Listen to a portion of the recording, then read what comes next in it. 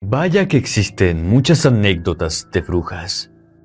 Sin duda, este canal está lleno y plagado de estas anécdotas, pero son las que más les gustan a ustedes, el público, los suscriptores. Y es por eso que te tengo algunas anécdotas de estas esposas del innombrable, de estas malditas mujeres. Relatos de brujas. Te invito a ponerte cómodo y apagar la pequeña luz de tu habitación. Aquí comenzamos.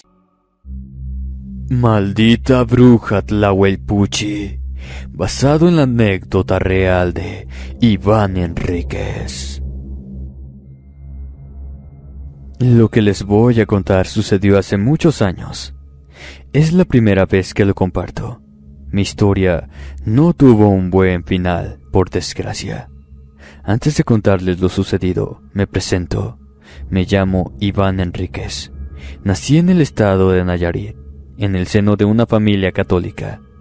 A pesar de esto, mi familia también es muy creyente, en lo que al mal, en la forma que se presenta, son creyentes. Esto porque en el pueblo de la abuela Adriana se dice abundan las brujas, y la familia antes de trasladarse a la ciudad tuvieron que lidiar con dos de ellas. Pero esa es otra historia que con gusto en su momento les compartiré. En esta ocasión les voy a contar mi experiencia propia con una de ellas. Elías nació para finales del mes de febrero. La madre de Ángela es oriunda de Puebla. Y como ya era viuda, decidió regresar a vivir a este estado. Yo soy de Jalisco y es aquí donde nos establecimos mi esposa y yo. La madre de Ángela insistió en que fuéramos a vivir con ella un par de meses. La empresa para la que trabajaba dejó de prescindir de mi trabajo, así que tuve buena indemnización. No me preocupaba económicamente la estabilidad de mi familia, pues teníamos nuestra casa y algún dinero extra guardado, así que acepté que fuéramos a Puebla. Acto que hasta el día de hoy me arrepiento. La casa en la que vivíamos nos la prestó mi suegra. Era amplia y tenía muchos árboles frutales.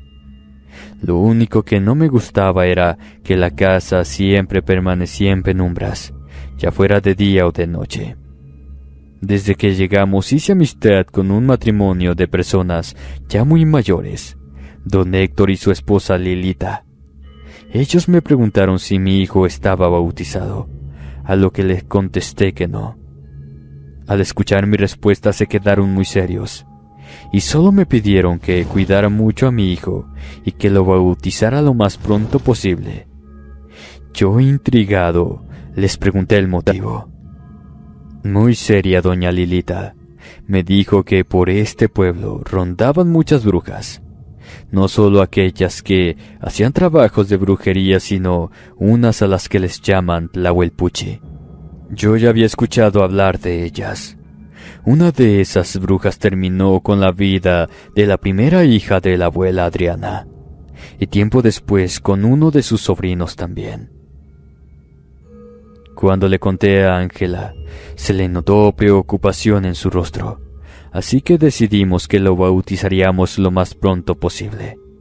Pero cuando lo contó a su madre lo que nos habían recomendado, el enojo fue evidente, pues argumentó que ese par de viejos supersticiosos solo andaban contando cuentos a las personas. ¿Verdad o no? Mi hijo ya debía ser bautizado y se lo afirmé a mi señora. Después de aquella conversación se comenzó a sentir algo dentro de la casa, algo que no se podía ver, pero que sentías que estabas solo en ella. El ambiente era extraño dentro de la casa, y más cuando llegaba la noche. Nuestro bebé no dejaba de llorar. Por las noches desde que llegamos, con preocupación lo llevamos con el médico del pueblo, pero nos aseguró que nuestro hijo estaba sano y no había nada de qué preocuparse. Lo atribuyó a sus dientes que ya estaban saliendo, el clima de la región, y solo nos dio indicaciones para su cuidado. Pero aún así las cosas no mejoraban con el niño. Una noche mientras Elías lloraba, Yo le tomé el brazo para tranquilizarlo, pero esa noche por nada se tranquilizaba. Serían alrededor de las 4 de la madrugada cuando se quedó dormido. Me sentía agotado. Vi hacia la ventana y fue cuando miré una persona viéndonos desde el exterior del patio.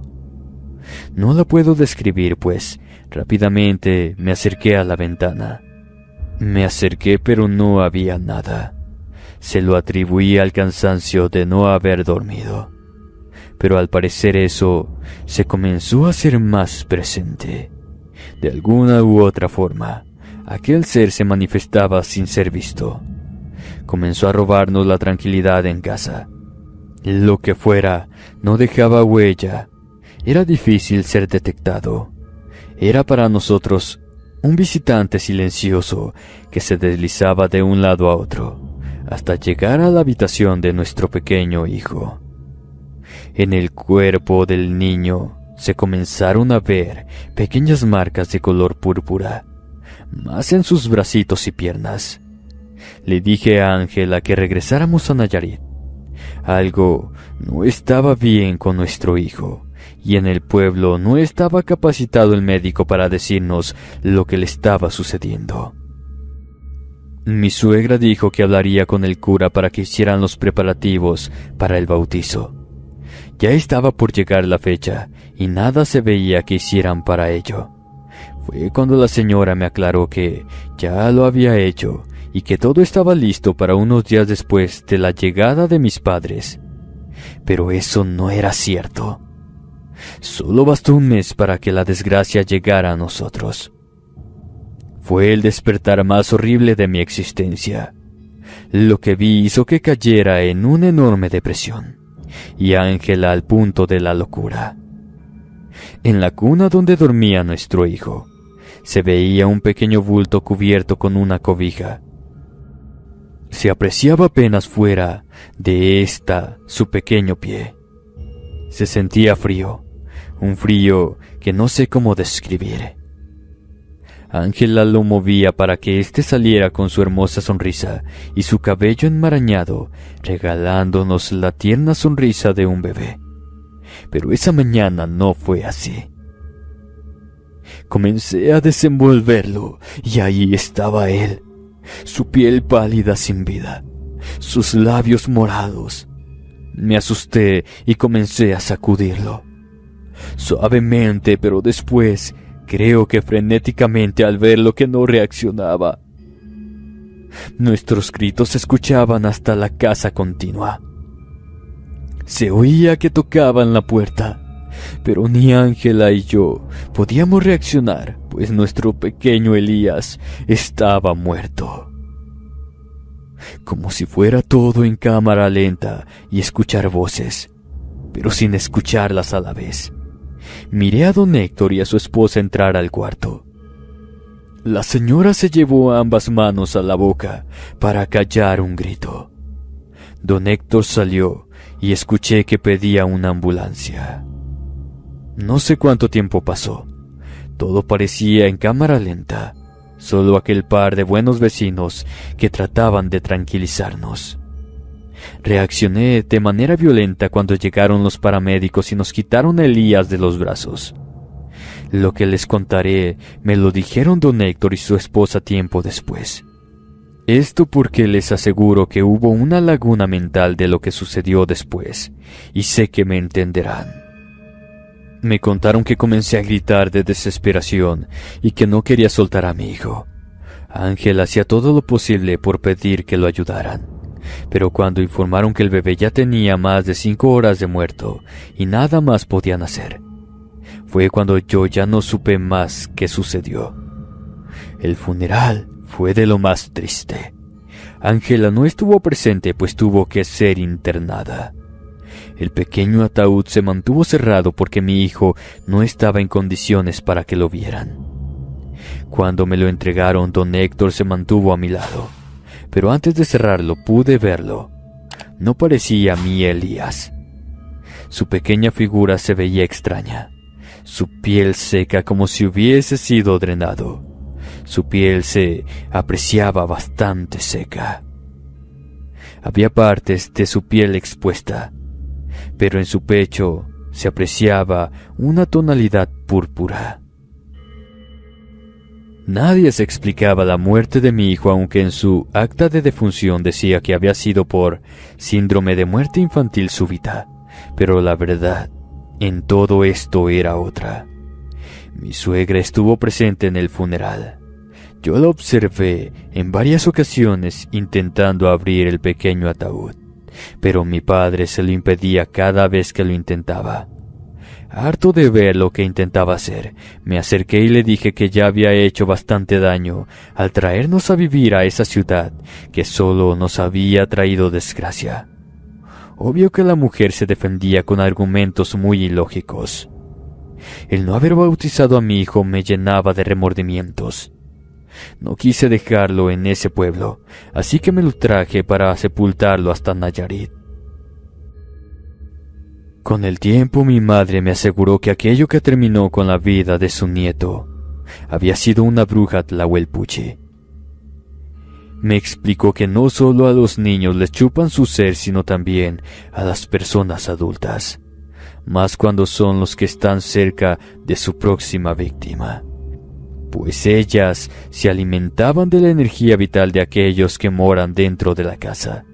Eso fue lo que me sucedió, pues me sentía cansado al igual que Ángela también. Escuchamos llorar a nuestro hijo, pero no podíamos abrir los ojos para ir a ver qué ocurría.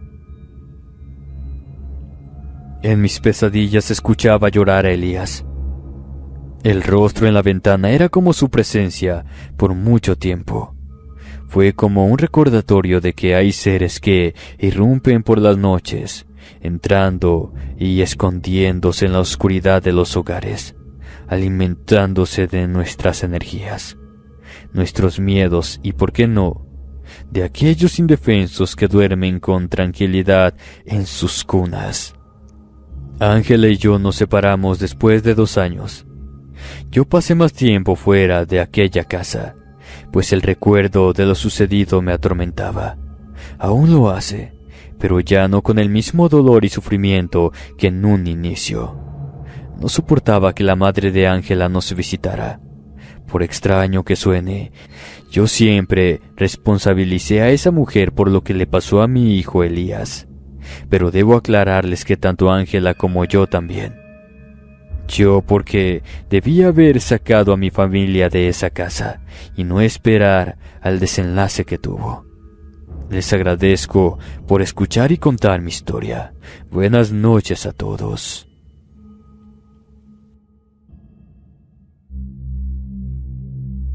La predicción de la bruja, basado en la anécdota de Karina Meras. La tía Amparo había comprado un edificio muy antiguo.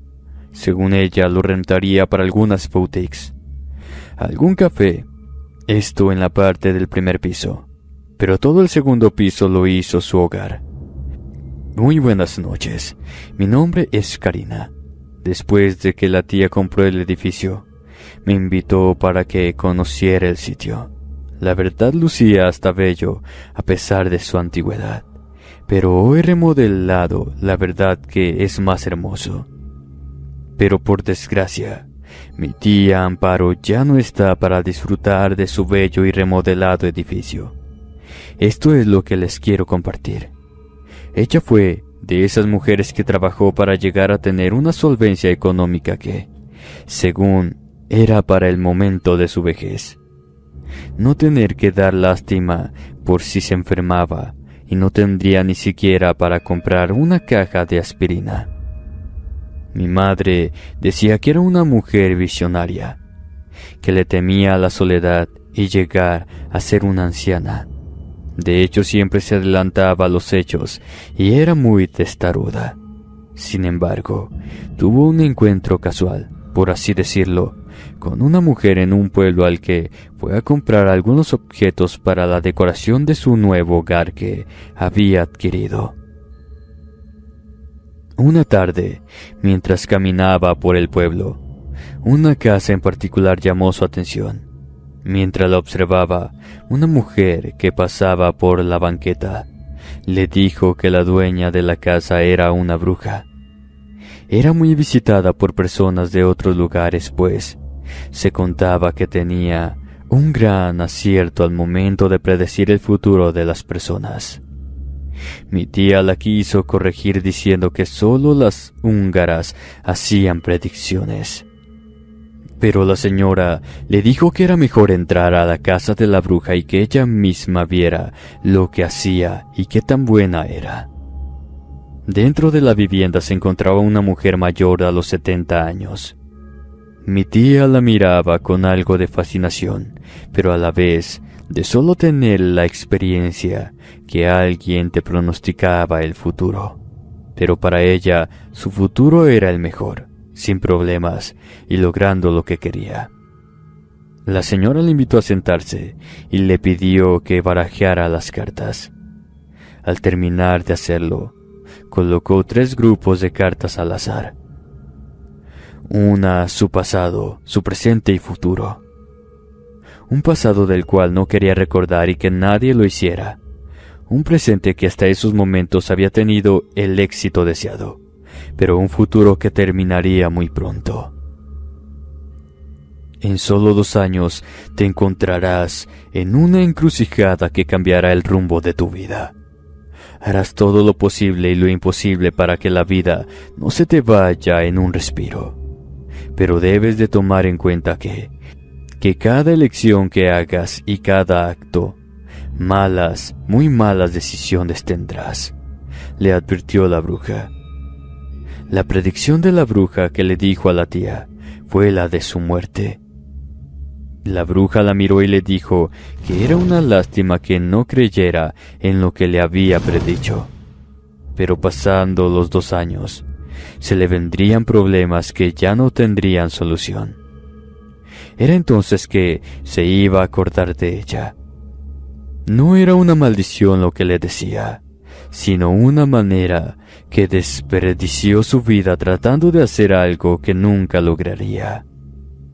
Mi tía Amparo se retiró de la casa de la bruja, hasta cierto punto angustiada, pero por desgracia ella no remedió lo que le dijo la bruja que hiciera.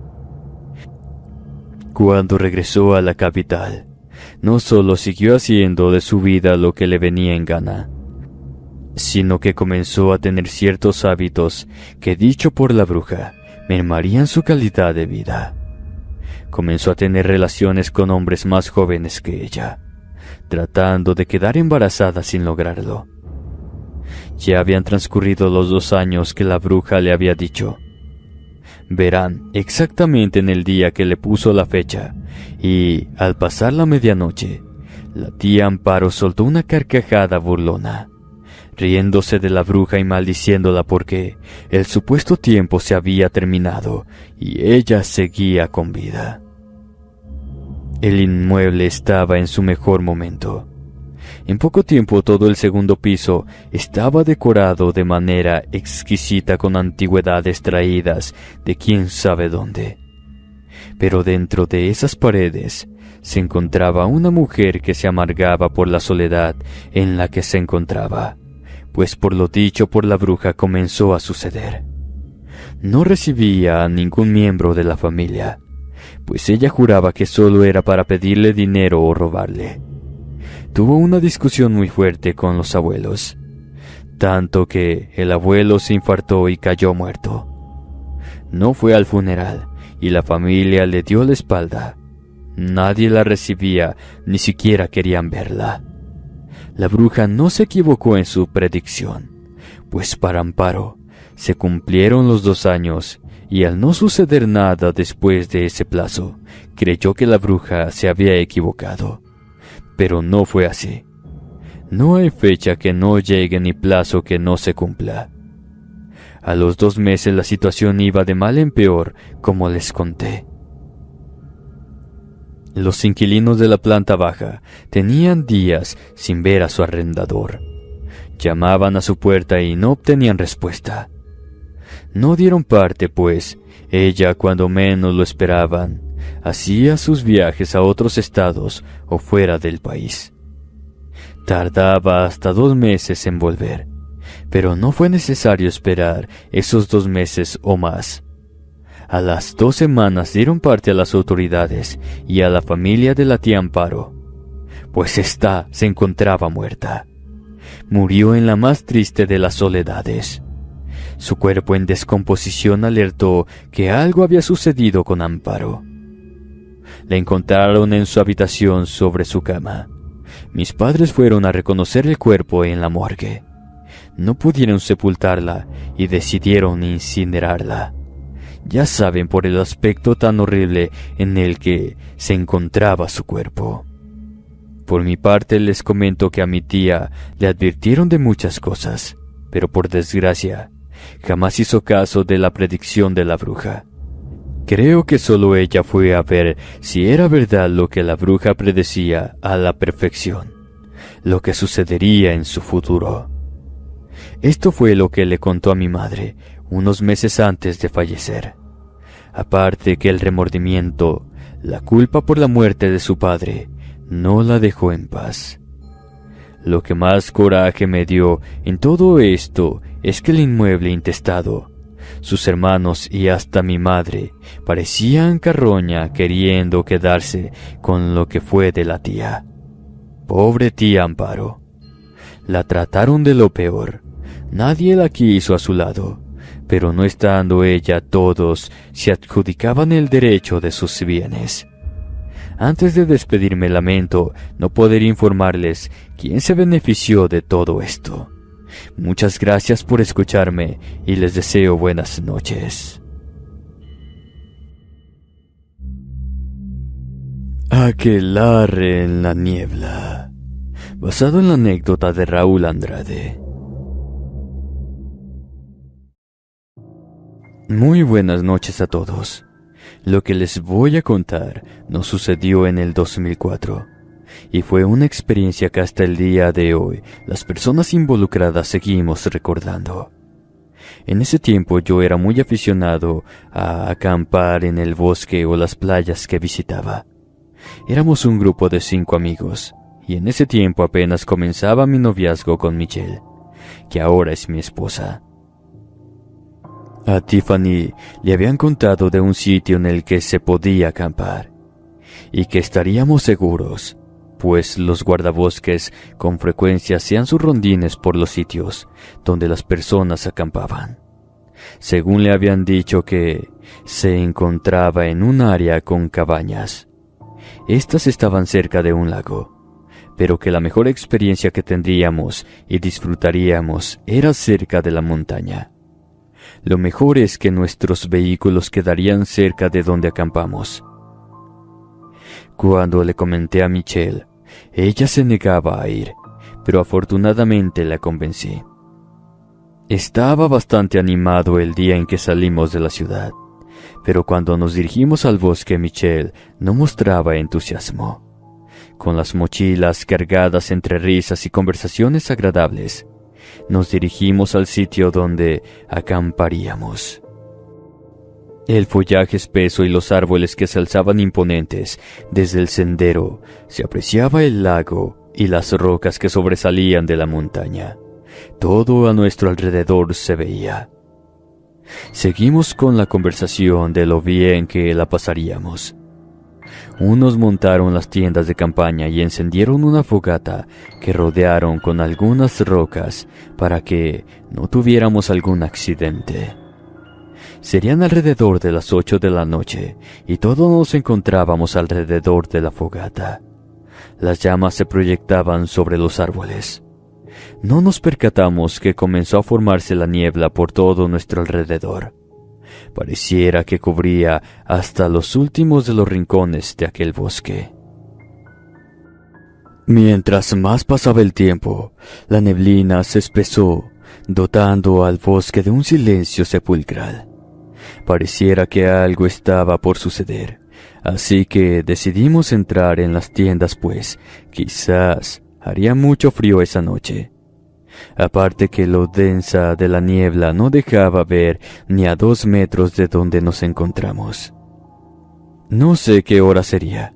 Escuché que las chicas salían de su tienda y la luz de las lámparas se reflejaron en la tienda.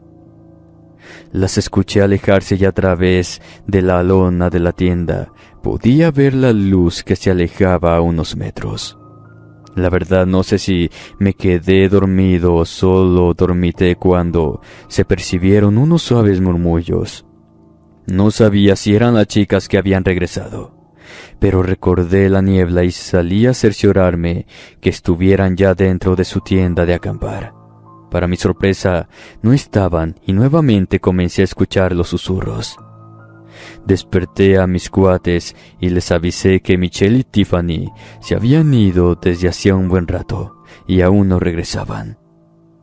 Me iban a contestar cuando se comenzaron a escuchar unas carcajadas de varias mujeres, lo que nos sorprendió y quizás nos llenó de miedo porque se escucharon horribles. Guiados por los murmullos y una que otra carcajada, nos adentramos en el bosque. Entre los árboles se apreciaba un claro iluminado por velas titilantes. A pesar de que con la niebla teníamos poca visibilidad, esas luces eran lo único que se apreciaban a cierta distancia. Rodeadas por la niebla, un grupo de mujeres con largos vestidos negros y algo como capuchas cubrían sus cabezas y sus rostros. Pero otras se encontraban desnudas, arrodilladas cerca de las velas. «Eso es un aquelarre», musitó Eugenio, llevando su dedo índice para que no habláramos. «Interrumpirla sería una condena para nosotros», continuó diciendo. Sergio preguntó el motivo. Sentí como un sudor frío me recorría la espalda cuando Eugenio dijo la palabra sacrificio. Las mujeres comenzaron a entonar cánticos en una lengua desconocida, y éstas se encontraban arrodilladas, pero de un momento a otro comenzaron a danzar. Sus movimientos eran extraños. Era como si se contorsionaran. Tocaban su desnudez como incitadas por algo. Observamos en silencio, ocultos por algunos matorrales. Yo miré a una mujer que se encontraba un poco separada de las demás. Creo, sin temor a equivocarme, que era una bruja, la mayor de aquel aquelarre. Atónitos por lo que estábamos presenciando, ninguno nos atrevimos a respirar. El miedo a ser descubiertos nos mantenía paralizados. Creo que las brujas notaron nuestra presencia, porque repentinamente las luces de las veladoras se apagaron. El viento comenzó a soplar y parecía que los árboles a nuestro alrededor caerían sobre nosotros. Sentí una mano que me hizo levantarme y con tropiezos comencé a correr. No supe hacia dónde, ni del campamento me acordé. Lo único que deseaba era alejarme de aquel aquelarre de brujas y que ninguna me alcanzara. La poca visibilidad por la niebla nos hizo detenernos. Los tres estábamos asustados, esperando que de la niebla salieran aquellas brujas, pero pareciera que los sonidos nocturnos en el bosque se comenzaron a escuchar. La niebla comenzó a disiparse. Notamos que un par de lámparas se agitaban como si éstas estuvieran buscando algo. Te seré honesto, tenía miedo que fueran las brujas, pero eran las chicas con los guardabosques. Nos estaban buscando. Nos contaron que teníamos más de 3 horas que no aparecíamos. No les contamos lo que nos ocurrió, pues sabíamos que no nos creerían.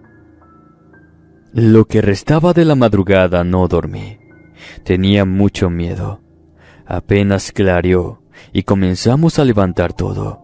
Michelle y Tiffany nos miraban y se reían. Fue cuando Eugenio les contó lo que habíamos visto esa noche. Al ver nuestros rostros pálidos y ojerudos, se dieron cuenta que no era una broma. Así que ellas, sin decir palabra, tomaron los objetos y fueron las primeras en encaminarse hacia el auto.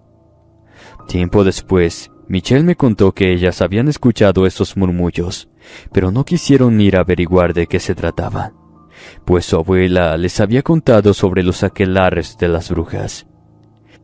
Dicen que tuvimos suerte de salir de ahí, pues si nos hubieran descubierto, no lo estaríamos contando.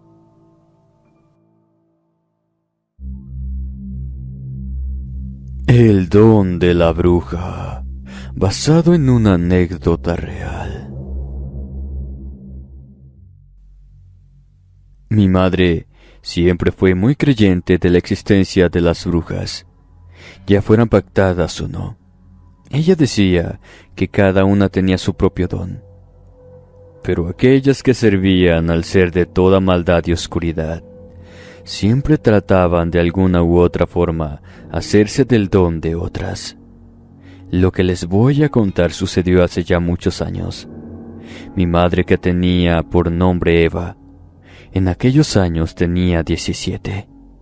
Su madre la abandonó cuando apenas tenía 9 años. La abuela era oriunda de un pueblo en Sinaloa. Fue madre soltera. Nunca reveló el nombre del padre a su criatura. Mucho se especuló sobre la paternidad de mi madre. Algunos decían que era del hacendado, otros que había sido un amorío con un ferrocarrilero, esos de tantos que llegaban en los trenes que pasaban por el pueblo de San Blas. La madre de Eva le dejó a la niña en casa de su madre y jamás se regresó.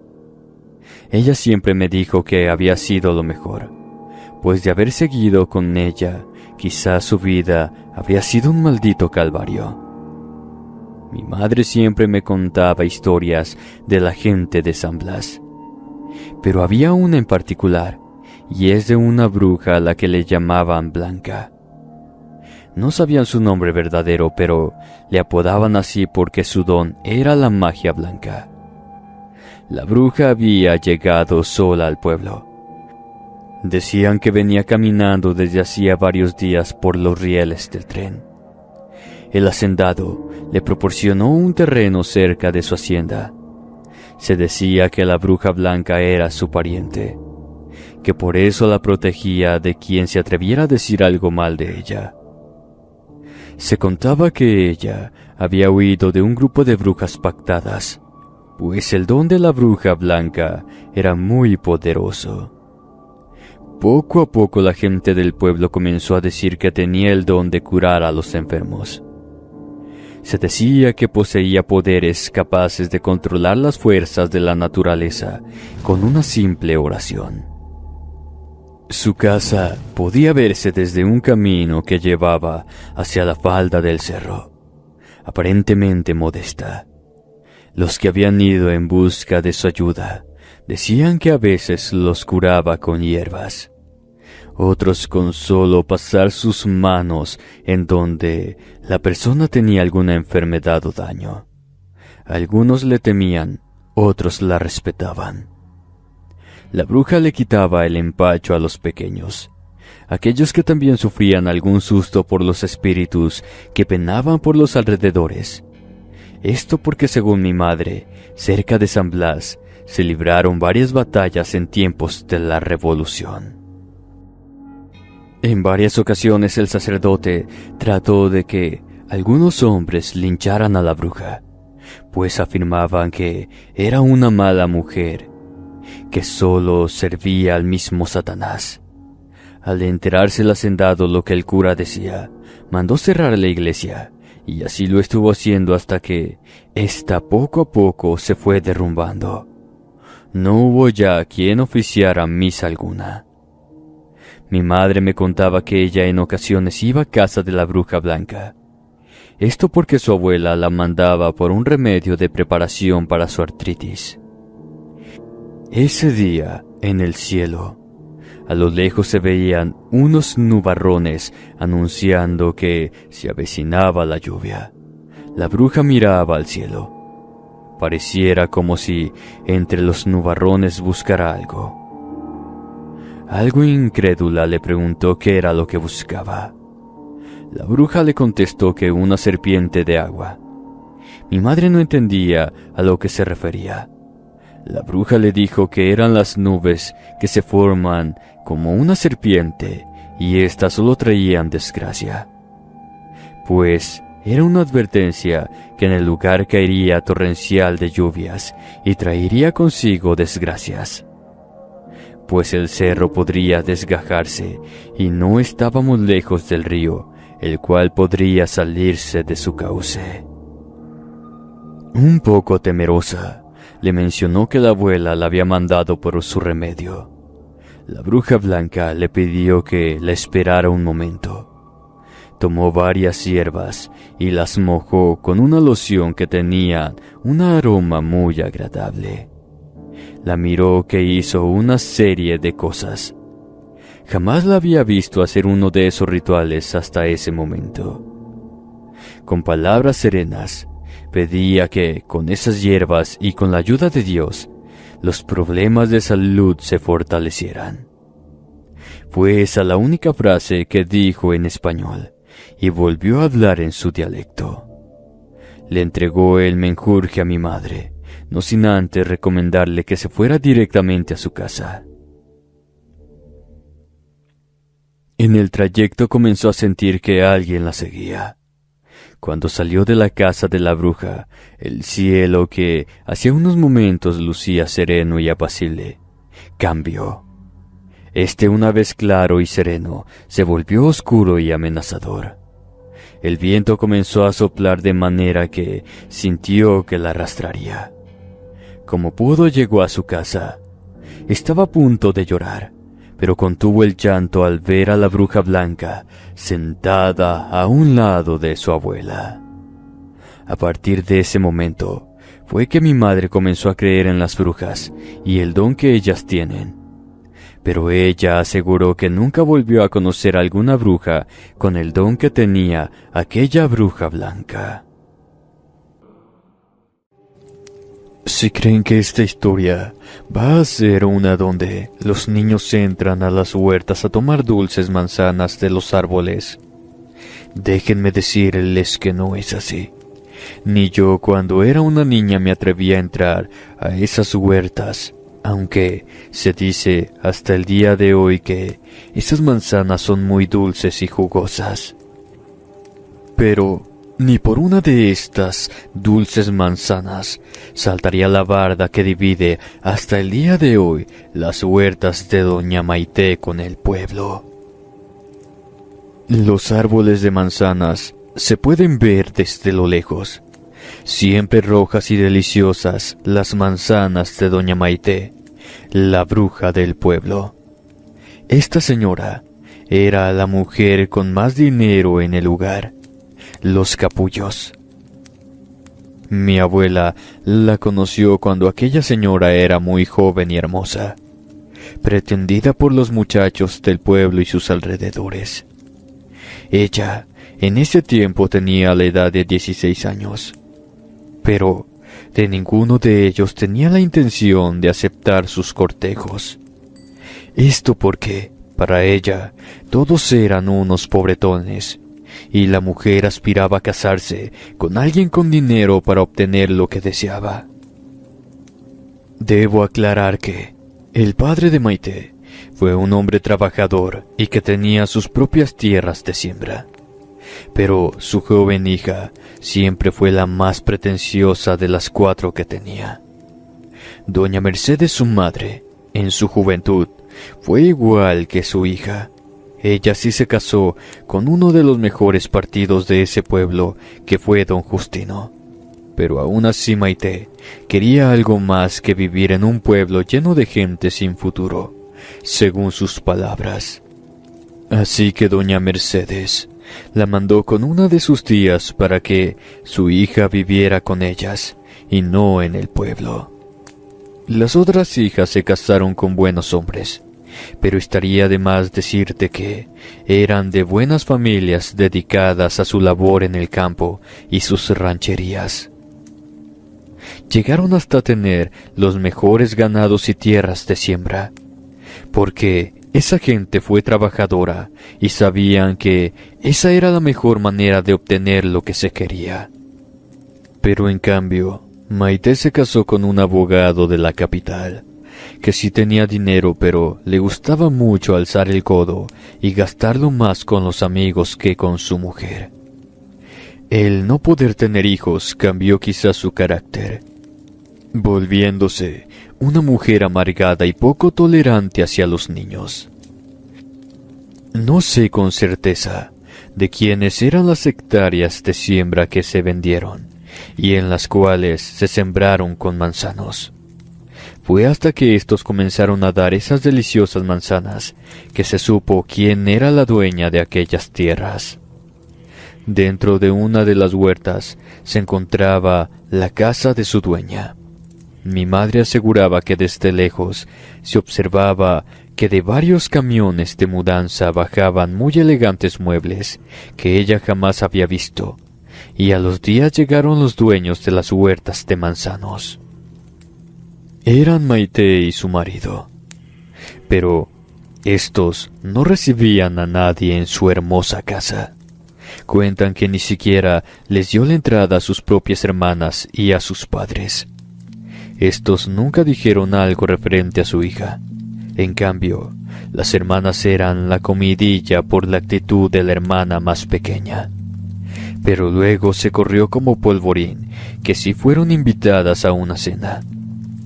Describieron lo lujosa de la casa, que su hermana tenía joyas y que en esa casa se guardaba mucho dinero.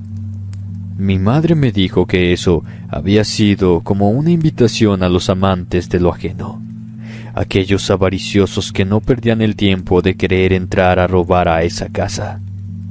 Luego de aquellas soltadas de palabras por parte de las mujeres, uno que otro de los del pueblo desaparecieron.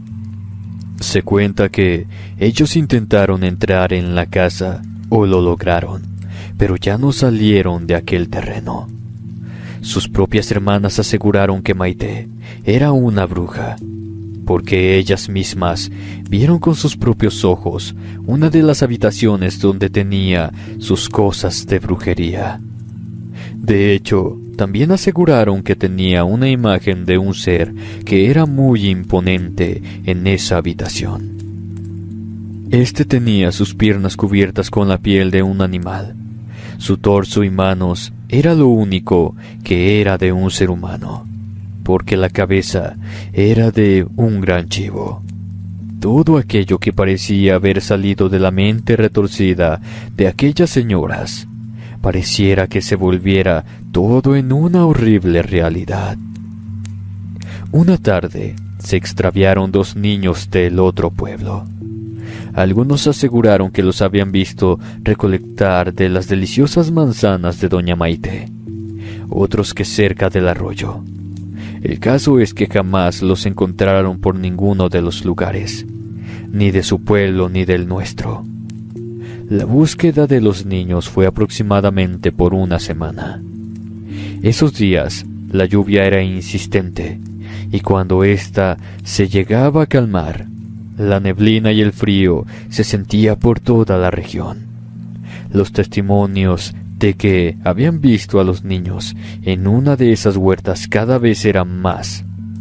Contaba mi madre que las personas de aquel pueblo obligaron al comisario para que se les permitiera el acceso a esos huertos y a la casa de doña Maite.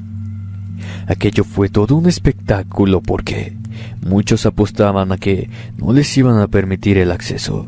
Otros querían ser de los primeros en entrar a esa casa para saber si era verdad lo que las hermanas de doña Maite contaban sobre aquel ser en la habitación, y si en verdad era una bruja. No te mentiré al decirte que mis padres se quedaron en su casa.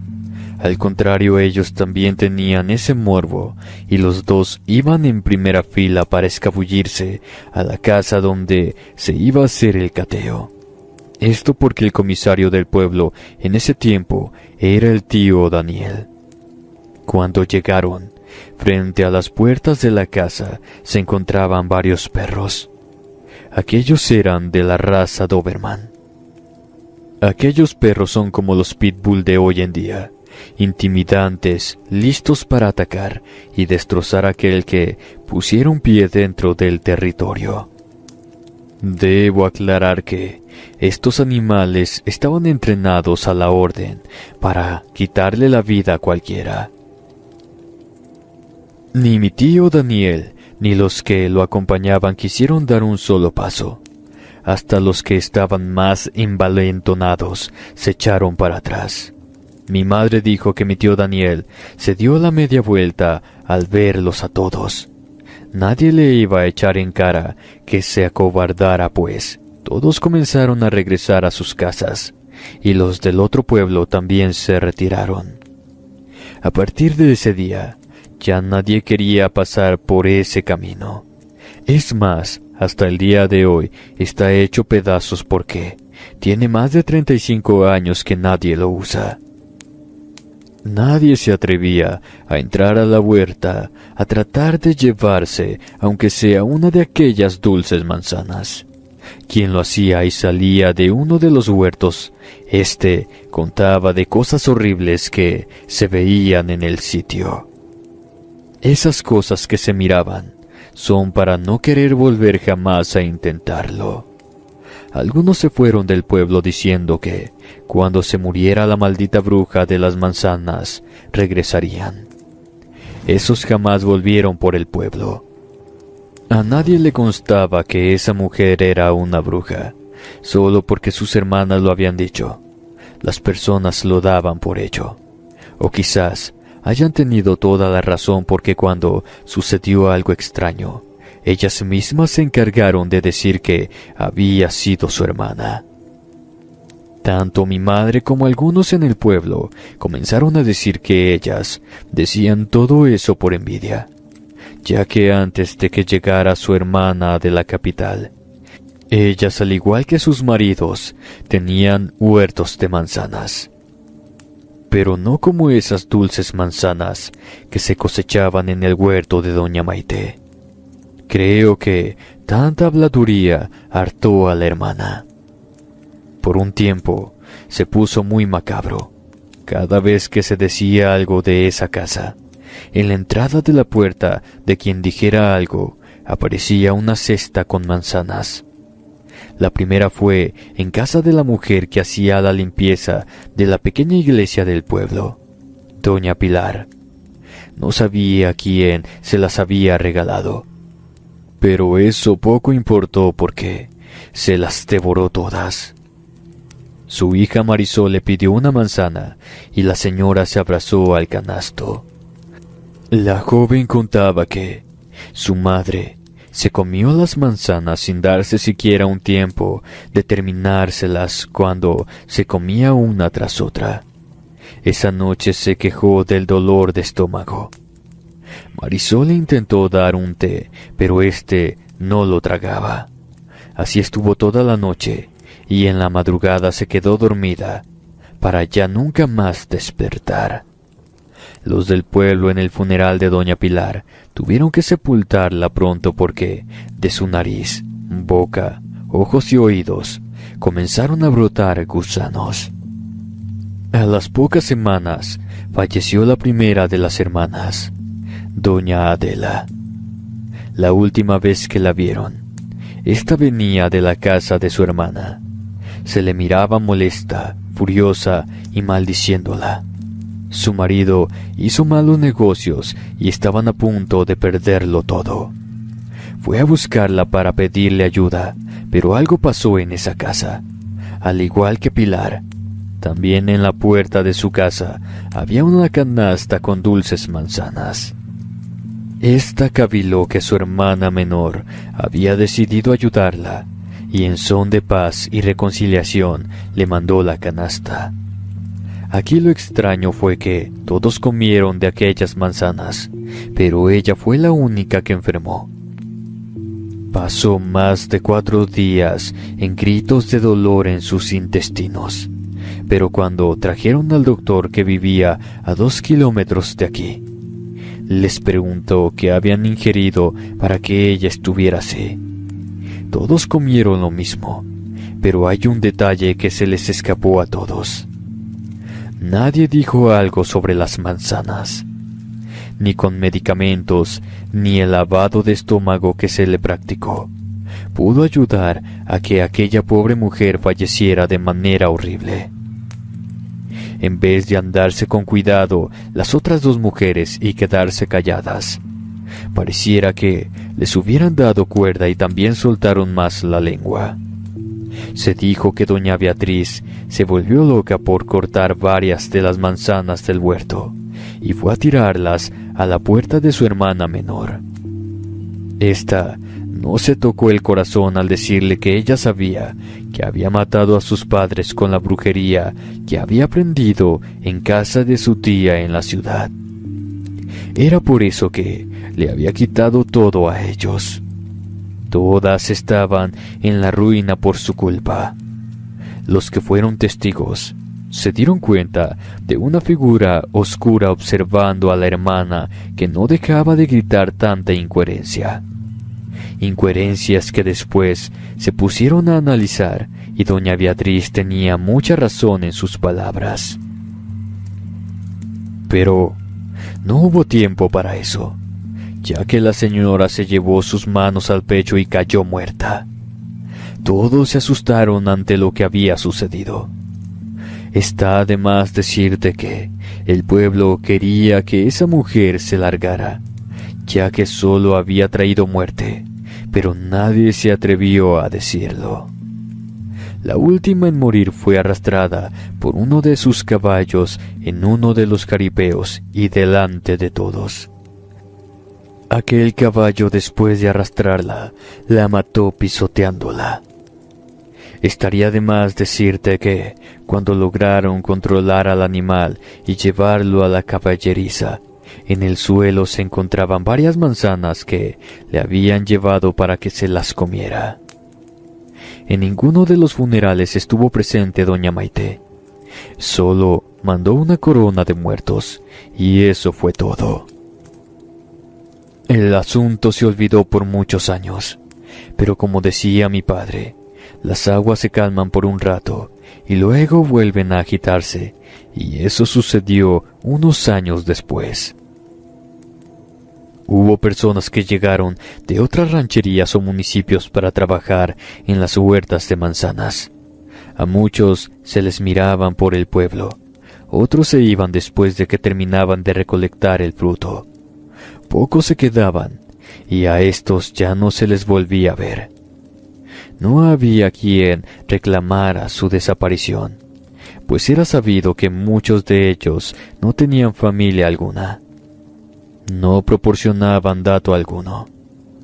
Las malas lenguas decían que aquellos eran la comida para los feroces perros o para aquel diablo que había dentro de la casa o el abono que se le echaba a las tierras. Según habían contado las difuntas hermanas de la señora Maite. El pueblo ha crecido mucho y también las historias referentes a esa casa. De los que vivieron aquellas cosas que te dije ya quedan muy pocos, pero cada uno de ellos tiene su versión distinta a lo que sucedió en esos años. Algunos sí vieron a doña Maite por los huertos. Quienes lo hicieron aseguraban que ella se mantenía joven y hermosa desde aquel día que ella se había ido del pueblo. Otros que las hermanas de ella le tenían tanta envidia por su buena suerte que era por eso que le habían levantado tantos falsos. Pero hay aquellos que dicen que en verdad ella era una bruja, ya que se le miraba hacer sus brujerías en el huerto. La veían acompañada de un ser oscuro. Ese era el mismo innombrable. Otros que se convertía en una bola de fuego y se robaba a los niños para así mantenerse joven y hermosa. Pero hay una cosa más que contar, y es que la mayoría de los hombres, incluyendo a mi padre, decían que ella bailaba desnuda alrededor de una fogata, y con ella aquel mismo ser que las hermanas habían dicho que se encontraba dentro de una de las habitaciones de la casa.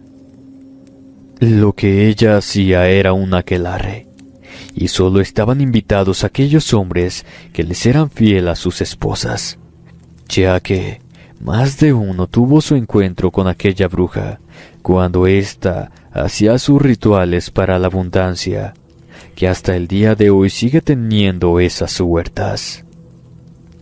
Las huertas de Doña Maite siguen siendo las mejores. A pesar de que a otras huertas en el pueblo se les han podrido el producto o les caen plagas, a estas no. Hay quienes se atrevieron a decir que la señora tenía pacto con el diablo y que por eso ella tenía toda aquella riqueza. Hace años que se supo que vendió todo y regresaron a la ciudad. Otros que la señora y su marido fueron sepultados dentro de la propiedad. No se sabe con certeza lo que aconteció, pues cuando menos lo esperamos, llegaron sus nuevos propietarios.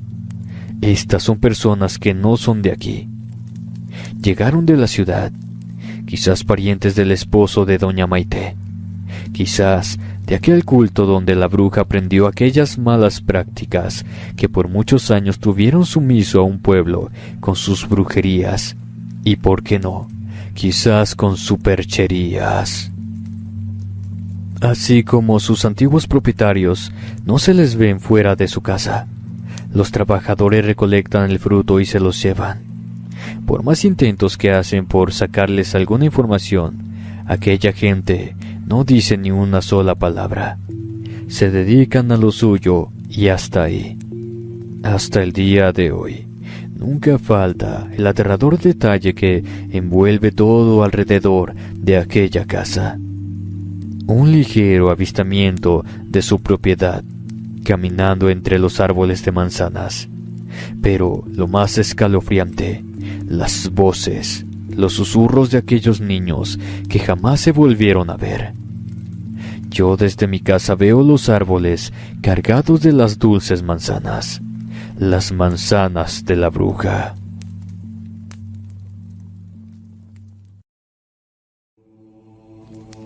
Se dice que los nahuales son seres que pactan con el Señor de toda maldad y oscuridad. Algunos sedientos de poder y riqueza, otros de venganza y tener un poder que el ser nahual les dará. Pero también se cuenta que hay brujas pactadas. Esto para ser las más poderosas. Hay quienes se atreven a ser brujas y a la vez un nahual. Hoy les contaré una historia en la que una bruja se enfrenta a un nahual. Espero y sea de su completo agrado. Mi padre fue una persona a la que le gustaba contar las historias y anécdotas de las personas que vivieron cerca de las rancherías. El lugar donde él se había criado junto con sus hermanos y primos.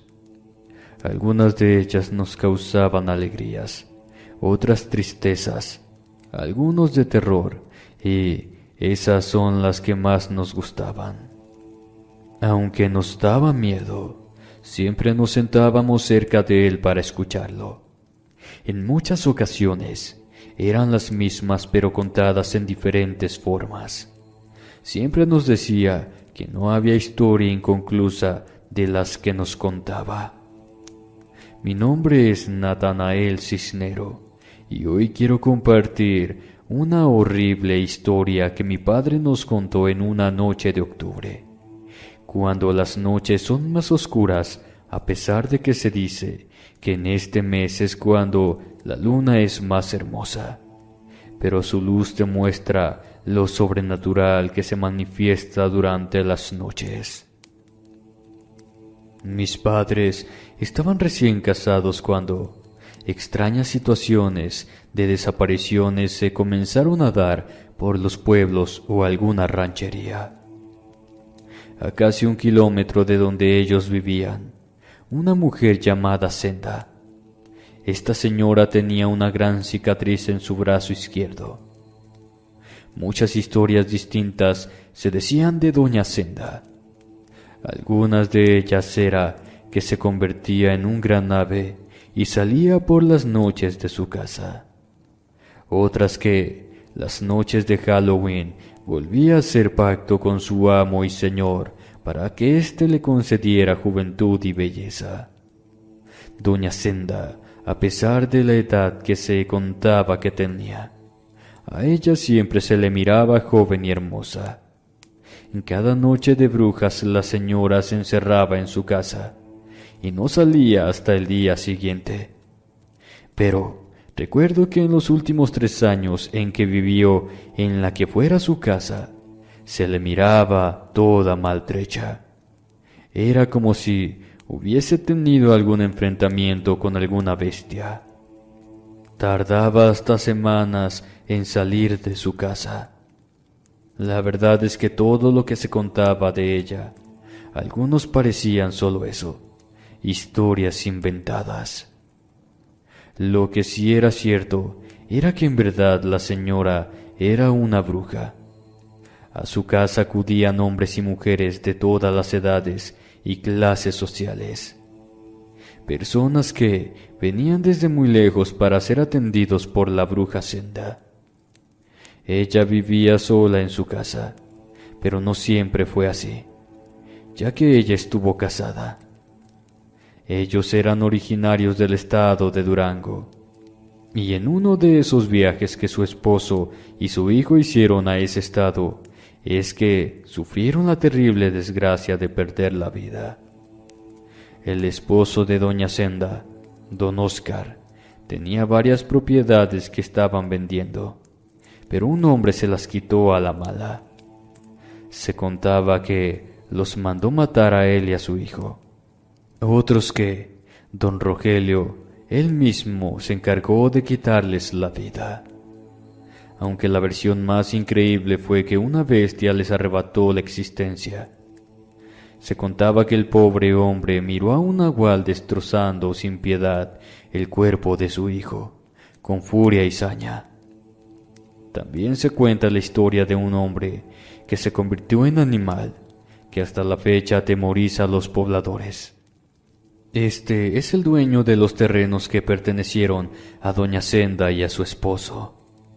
Todos hablaban sobre una criatura, de un animal feroz que se le miraba únicamente por las noches. Se contaba que poseía dones de brujo. Esto porque aquel nahual era hijo de una bruja pactada con el señor de toda maldad y oscuridad. El hombre se llamaba Rogelio, una persona extraña que vivió aislado de todo y de todos, a pesar de que tenía personas que trabajaron en los campos. Ellos eran los que aseguraban que solo por las noches se le podía ver a su patrón salir de su casa. Unos meses después fue que, en los terrenos que eran de su marido, doña Senda se asentó. Allí esperó por un tiempo para conocer los lugares de esa región. Anduvo por los lugares donde se decía que merodeaba una gran bestia. La describían como un gran perro, y cuando se paraba en sus patas traseras, pareciera medir los 2 metros de altura. La bruja se metía a las cuevas que se encontraban en el cerro. Caminaba entre los montes, a pesar de que los lugareños le advertían sobre los peligros que acechaban por las noches. Nadie sabía en esos momentos que la señora era una bruja y que muy pronto pactaría con el innombrable. Esto porque la bruja Senda se dio cuenta que el nahual Rogelio había hecho un trato en la fecha más significativa, que es el 31 de octubre, en que la vida y la muerte se hace uno mismo. Meses antes de que Rogelio se convirtiera en nahual, invocaba noche tras noche a su patrón. El trato que haría el nahual, sin esperar que del diablo era solo un truco para, de una vez por todas, arrastrarlo hacia el maldito infierno que desde hacía ya varios años se había ganado. Aquello consistía en que el nahual Rogelio buscó los favores del diablo a pesar de que ya los tenía desde hacía mucho tiempo. Ese hombre era insaciable. Nada apaciguaba su apetito, ni devorando una vaca entera, ni la dulce carne de un recién nacido. Engañado por el señor de toda maldad, le aseguró a Rogelio que la única manera de saciar su apetito era devorando a un brujo, pero este no sería cualquier brujo. El que él mataría era uno en plena juventud. Este llegaría a ser mejor que él y la madre que lo había parido.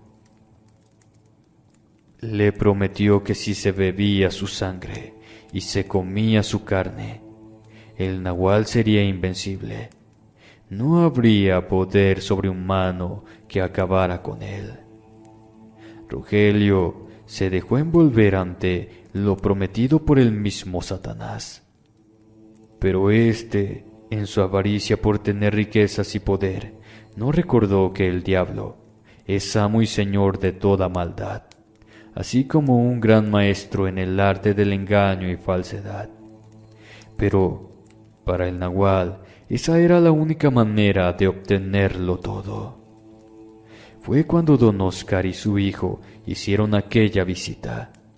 El nahual merodeó por 2 noches la casa de don Oscar. Llegada la noche prometida por el diablo, fue que el nahual irrumpió en casa de aquellos 2 hombres. Como no había ningún alma ni casa alrededor, fue muy fácil para el nahual acabar con la vida de aquellos 2 hombres.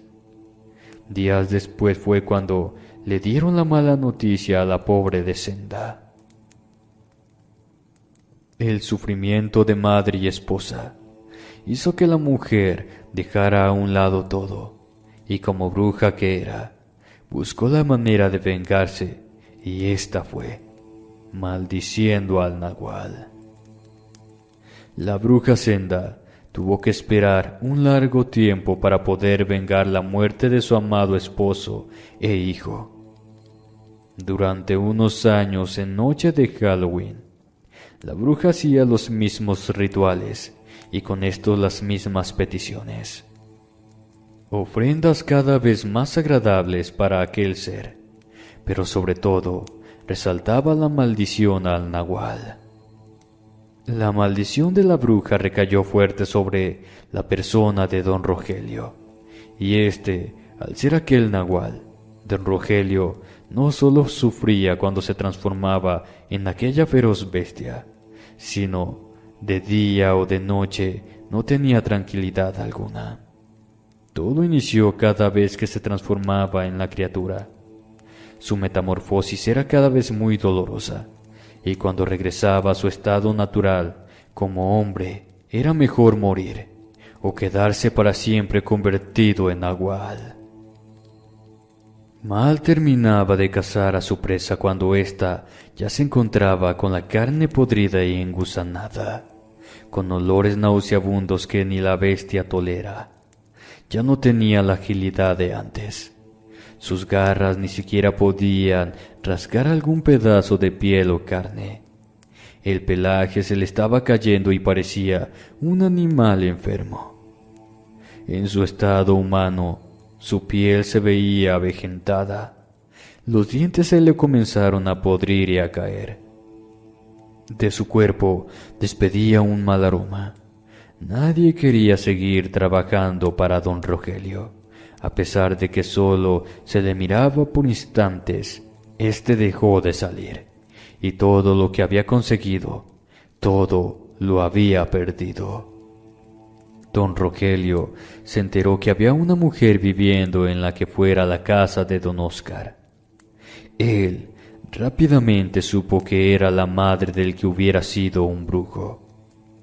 Si había devorado el cuerpo de alguien muy poderoso, entonces la madre lo sería aún más. Ideó la manera para también hacerse de los poderes de la bruja, pero la fuerza y el conocimiento de esta, eso era algo que ella no estaba dispuesta a compartir, menos con el nahual que le arrebató la vida a su familia. Además, lo que ignoraba el nahual es que la bruja ya se le había adelantado y su momento de morir estaba próximo.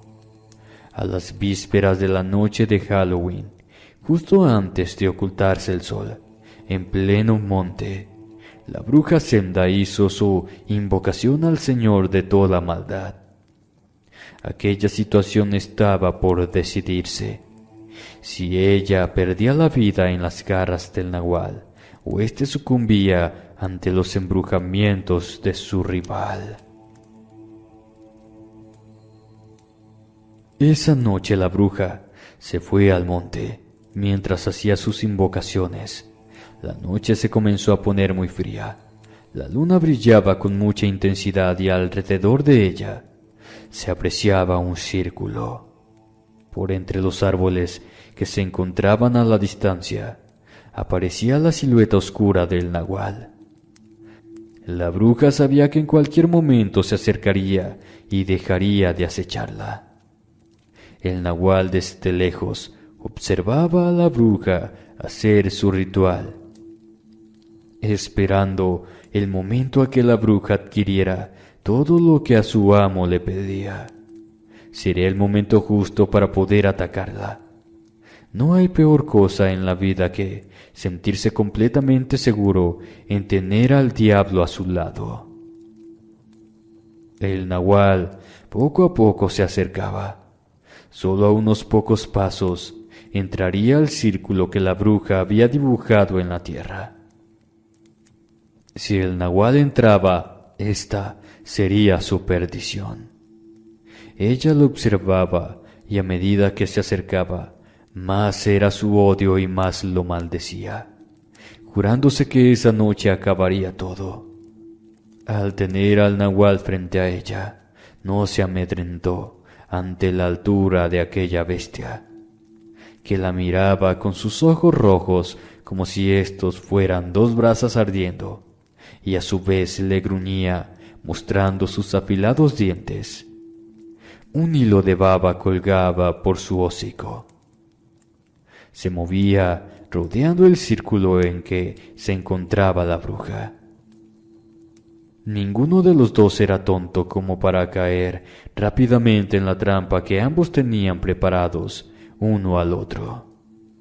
El primer golpe lo dio el nahual, quien en un zarpazo hirió a la bruja Senda.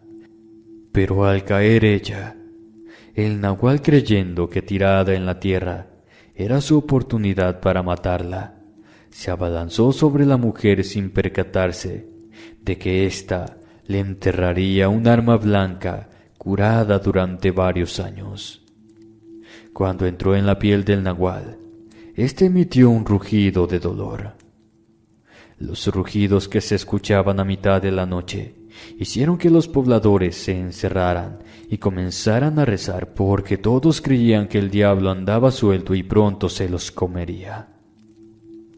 Una tras otra, la mujer penetraba el cuerpo de la bestia, quien no podía defenderse.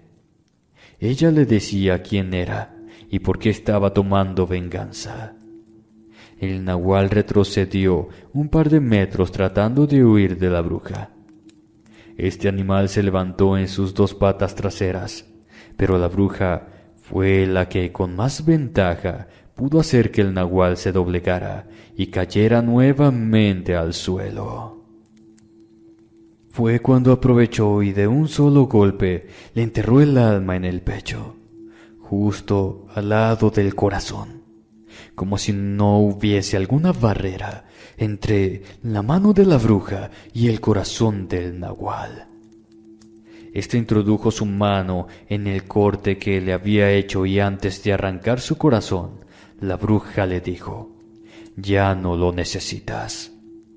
Lo último que vio el nahual fue al mismo Satanás que venía por él. El corazón aún palpitaba en la mano de la bruja, y la bestia cayó estrepitosamente como si de un saco de patatas se tratase. La bruja comenzó a devorar su trofeo. La venganza y la maldición de ésta se habían cumplido. Ya por la mañana la gente de las rancherías se dirigieron a donde se creía habían escuchado a la bestia. Mi padre, así como el abuelo y mis tíos, fueron testigos de lo que tumbado en el monte se encontraba. Era el cuerpo desnudo de don Rogelio, todo desangrado. Le habían sacado los ojos y le sacaron su lengua. Todos pensaron que el nahual había quitádole la vida a don Rogelio, pero lo que todos ignoraban era que él era aquella bestia que los tenía sumidos en el miedo y la desesperación que los asoló durante muchos años. Fue cuando muchas historias se comenzaron a contar de la manera en que el nahual había terminado con la vida de aquel hombre, y al poco tiempo se dieron cuenta de que Doña Senda era una bruja pactada. Algunos creyeron que ella era aquella bestia, pero nadie en el pueblo pudo comprobárselo, ya que a la muerte de don Rogelio nunca se volvió a saber que un nahual merodeara por los alrededores. De niño, aquella historia me quitaba el sueño con pesadillas. Tenía miedo que el nahual en cualquier momento me hiciera lo mismo que al hijo de la bruja. Pero dicen que los miedos y temores tienen fundamentos porque yo en varias ocasiones vi el rostro en la ventana, negándome a creer que lo contado por mi padre hacía muchos años fuera verdad. Pero, ¿a quién pudo haber pertenecido aquel rostro? No creo que al hijo de la bruja como al nahual, si ambos murieron de la manera más horrible. Pero la diferencia fue que aquel joven murió a manos del nahual y este a manos de la bruja. Creo que la historia nunca terminó, ni lo hará, pues aquellos seres aún vagan en este lado de los vivos, quizás reviviendo las noches en que fallecieron. Lo que es más probable es que el nahual no tenga descanso porque la maldición de una madre o una bruja puede ser por toda la eternidad. Hace años que ya no visitamos aquellos sitios. No sé si la bruja ya murió o también anda como alma que pena sin encontrar descanso alguno. Mis familiares nos han dicho que ambas casas se encuentran abandonadas, que solo con el paso del tiempo éstas se irán deteriorando más, hasta el punto que no solamente serán ruinas, sino que ya ni siquiera cimientos habrán. Quizás algún día lo visite, pero será en los días de Halloween, que es cuando esas criaturas se hacen presentes.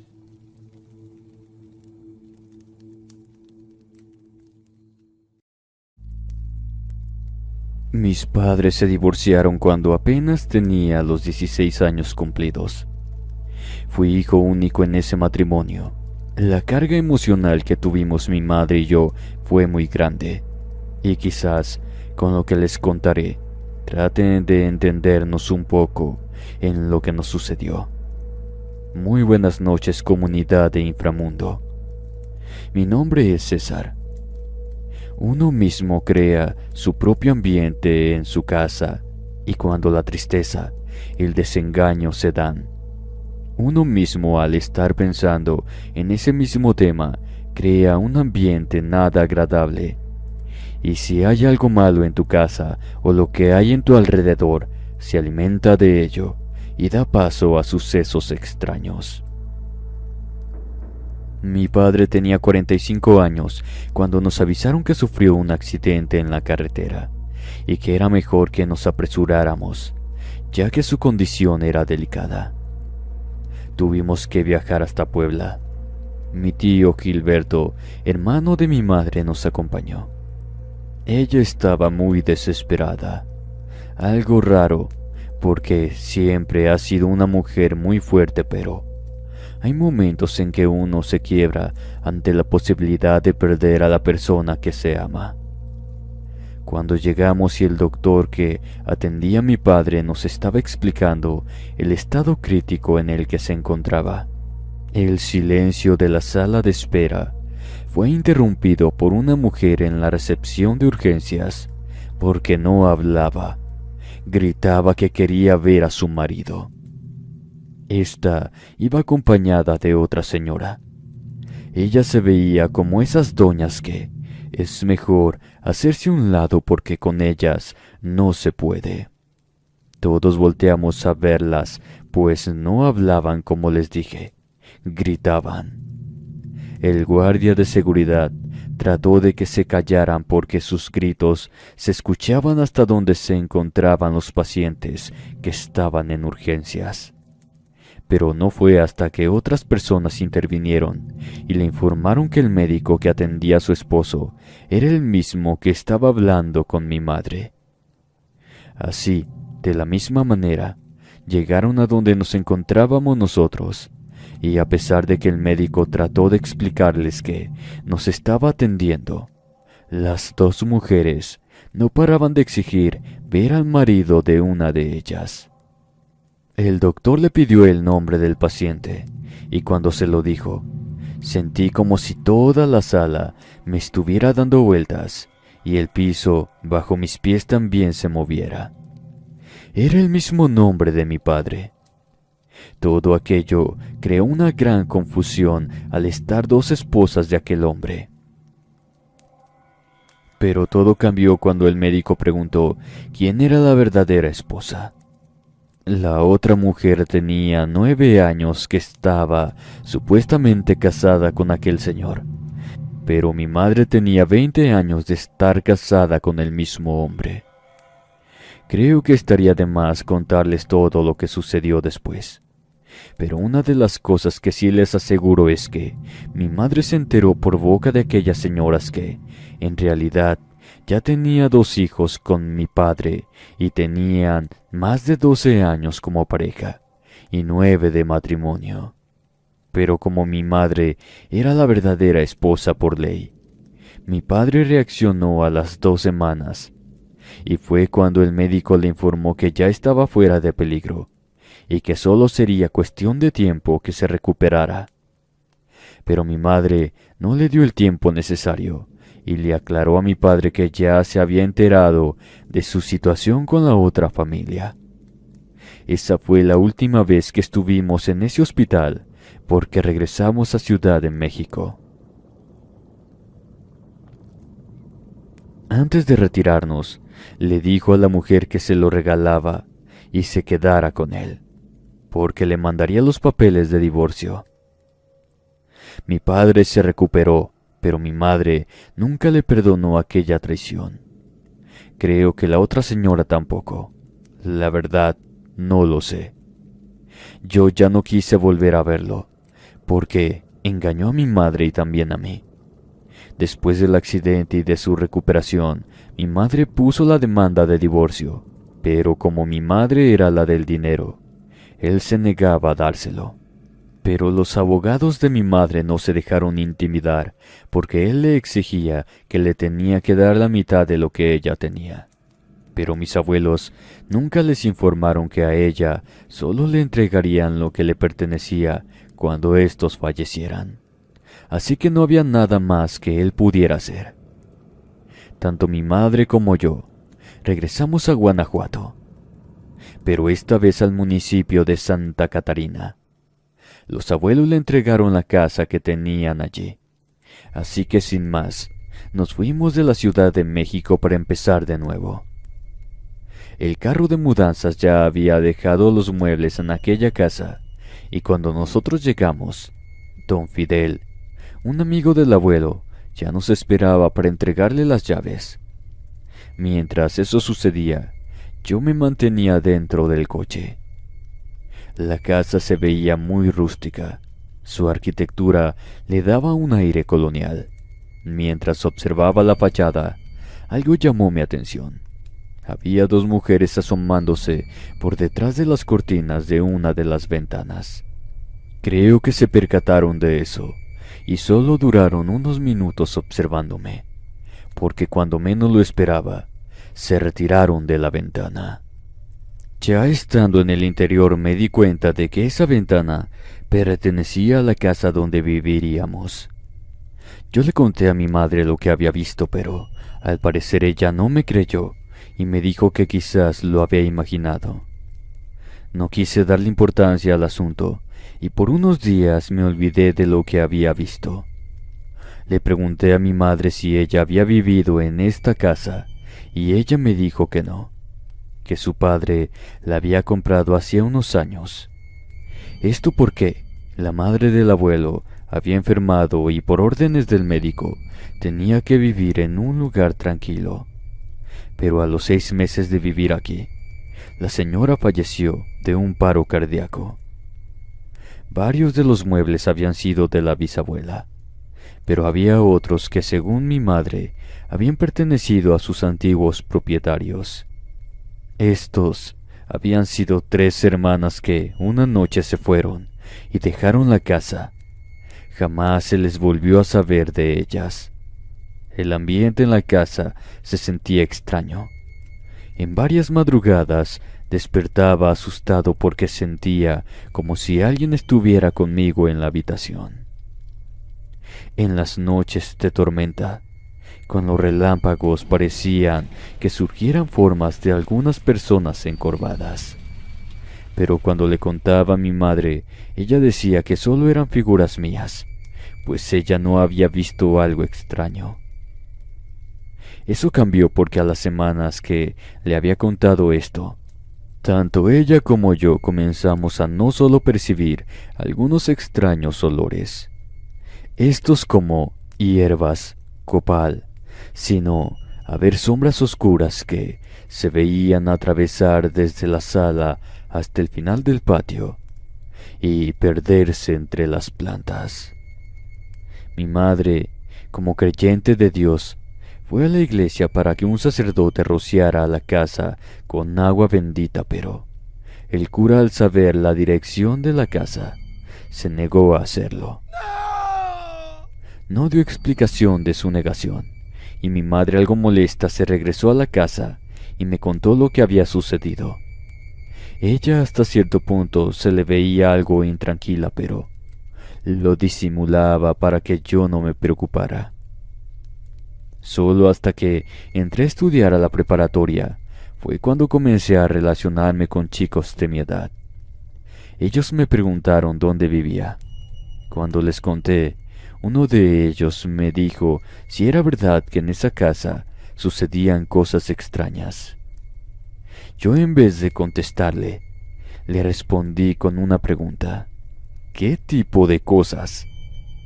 Ellos me dijeron que en esa casa se decía que se aparecían unas brujas. A lo cual yo me reí, pero aquello pareció no agradarles, pues me insistieron que las personas que la habían habitado anteriormente habían fallecido, y yo les conté que había sido mi bisabuela, y que murió porque estaba enferma y no porque le haya salido algún fantasma o bruja. Esa misma tarde, cuando regresé a casa, en cuanto abrí la puerta me pareció escuchar voces, conversaciones que venían de diferentes partes. Sin embargo, como la casa estaba mayormente vacía y en varias habitaciones se encontraban sin muebles, tenía mucho eco, y quizás pudo haber sido eso. Pero cuando me dirigí a mi cuarto, miré a 3 mujeres que iban hacia el corredor que llevaba al final del patio. Por más que les pregunté quiénes eran, estas parecían no haberme escuchado, y cuando las seguí, al doblar hacia la última habitación, aquellas mujeres ya no estaban. Revisé la casa, creyendo que tal vez ésta conectaba con algún patio hacia las otras casas de enseguida. Y nosotros no sabíamos de eso, pero no había ninguna otra puerta, no por el patio ni por las otras habitaciones. En una ocasión, fui a una fiesta de uno de mis compañeros, y mi madre se quedó sola en casa. Serían alrededor de las 11 de la noche cuando regresé. Ella se encontraba en uno de los sillones y se veía muy asustada. Al verme, me dijo que algo andaba por la casa. Yo siempre tenía un bate detrás de una de las macetas, pero mi madre me detuvo y me dijo que con eso no iba a sacar lo que se encontraba dentro con nosotros. Muy seria me dijo que algo había en la casa, pero que no me había querido decir eso para no asustarme. Ya tenía varias noches que escuchaba a una mujer llorando, pero esta vez ella la vio. Era una mujer con el rostro cubierto por un velo negro. Ésta le extendía una de sus manos, la cual se veía seca y pegada al hueso. Mi madre cerró los ojos y se puso a rezar hasta que aquellos horribles llantos cesaron. Pero no solo mi madre escuchaba ese llanto, yo también, pero estos eran acompañados como si alguien rezara. Cada vez que pasaba el tiempo, aquello se comenzó a manifestar más de seguido. Aquellas sombras oscuras que deambulaban por los lugares lúgubres de la casa fueron tomando forma. Eran apariciones de 3 mujeres. Una de ellas tenía un vestido oscuro que le llegaba hasta los tobillos. Cada vez que se manifestaba se sentía un aura de odio. Dejaba en claro que no nos quería allí. En la cocina se escuchaba como si lanzaran los platos o las sartenes. Pero cuando íbamos a ver qué sucedía, todo se encontraba en su sitio. En varias ocasiones se le miraba deambular por el patio y entraba a una de las habitaciones que, según mi madre, ahí se guardaron la mayoría de los muebles que le pertenecieron a sus antiguos dueños. Mi madre no dijo nada, pero después me enteré que ella misma había guardado todo porque encontró unos objetos extraños, algunos huesos que no sabía si pertenecían a algún animal o a alguna persona. En un baúl se hallaban desde libros y objetos que después supimos que eran de brujería, fotografías que quizás eran las antiguas dueñas de la casa antes de que mi abuelo la comprara. La otra aparición era la que cubría su rostro con aquel velo. La tercera era la que yo sentía en mi recámara, pero esa solo se veía como si fuera un humo espeso. Pero mi madre y yo, antes de que terminara el año, aquello tomó forma a una mujer con un rostro cadavérico. Sin importar lo que dijeran, nosotros ya queríamos irnos de esa casa, pues cada vez más se hacían presentes. Una de las vecinas le aconsejó a mi madre que buscara a doña Mariana. Ella se dedicaba a hacer limpias en las casas o a personas. Mi madre, al no obtener ayuda por parte de la iglesia, accedió en buscar a aquella señora. Doña Marina, una de las vecinas y curanderas de aquellos tiempos, fue a la casa porque mi madre se lo pidió. La señora ya era mayor, y ella ya tenía varias décadas de estar viviendo en esta misma calle. Ella nos contó que en esta casa habían vivido 3 hermanas, las cuales practicaban la magia negra, la hechicería. Las brujas en ese tiempo habían tenido muchos clientes provenientes de varias partes de los alrededores. Pocas veces se les miraban fuera de su casa, y cuando esto llegaba a suceder, las personas se encerraban en sus hogares, pues era sabido que les temían. Si salía una de ellas, siempre eran acompañadas por un hombre moreno. Era muy alto. Las cuidaba como si fuera un perro fiel. De hecho, mucho se comentaba que aquel hombre había sido un nahual y que ellas le habían salvado la vida. Anteriormente, la casa tenía un portón en la parte trasera. Por él ingresaban personas que, según decían, eran gente con dinero. Y para que no los vieran que tenían trato con esas brujas, ingresaban por ahí a la casa. Esta siempre olía a hierbas, y por las noches se impregnaba de olores a flores, desde rosas, nardos, entre otras. Pero una madrugada, unos alaridos provenientes de esa casa se dejaron escuchar por el vecindario, pero no se miraba ni una vela encendida en su interior, como tampoco ninguno de los vecinos quiso entrar, algunos por miedo de que con ellas estuviera el diablo. Era mejor no meterse en sus terrenos. Así estuvo por unos minutos, hasta que, así como todo empezó, todo terminó. Al día siguiente dieron parte a las autoridades de lo que se había escuchado en plena madrugada. Estos tocaron la puerta, pero al no obtener respuesta, forzaron a entrar. Todos los muebles se encontraban en su sitio. Parecía que nada había sucedido ahí. Los curiosos se asomaban desde las ventanas a la puerta para ver si lograban ver lo que había sucedido. De las 3 hermanas brujas no se volvió a saber nada, así como del hombre que siempre las acompañaba. Muchos dijeron que se habían ido esa misma noche, pero se comenzó a escuchar al tiempo aquellos mismos alaridos en las fechas en que se cumplía un año más de cuando las brujas desaparecieron. Exactamente en un mes como este, octubre, mes del terror. Tanto mi madre como yo no habíamos sido los únicos habitantes que estuvimos en esa casa. Doña Marina era una joven cuando la bisabuela llegó a esta casa. La doña nos dijo que, como nosotros, traíamos la pena de que mi padre nos hubiese fallado de esa forma. La tristeza, el coraje y tal vez el odio que yo sentía por él. Es que aquellas apariciones se manifestaban porque de eso se alimentan. Pero también nos aclaró que hay apariciones que con los años estas dejan de mostrarse. Aparte de que nosotros estábamos utilizando algunos muebles que les pertenecieron, y eso pudo haber movido las energías de estas. Después de muertos, estos siguen atesorando lo que les pertenecieron en vida. Mi madre le preguntó si ellas seguirían apareciéndose en la casa y si era necesario que nosotros nos fuéramos. La señora le contestó que no, pero que sí tomaría su tiempo para que esas apariciones de brujas nosotros ya no las percibiéramos. Les estaría mintiendo si les dijera que, a pesar de que ya han pasado más de 20 años que aún sigo viviendo en esta casa, no tengo miedo.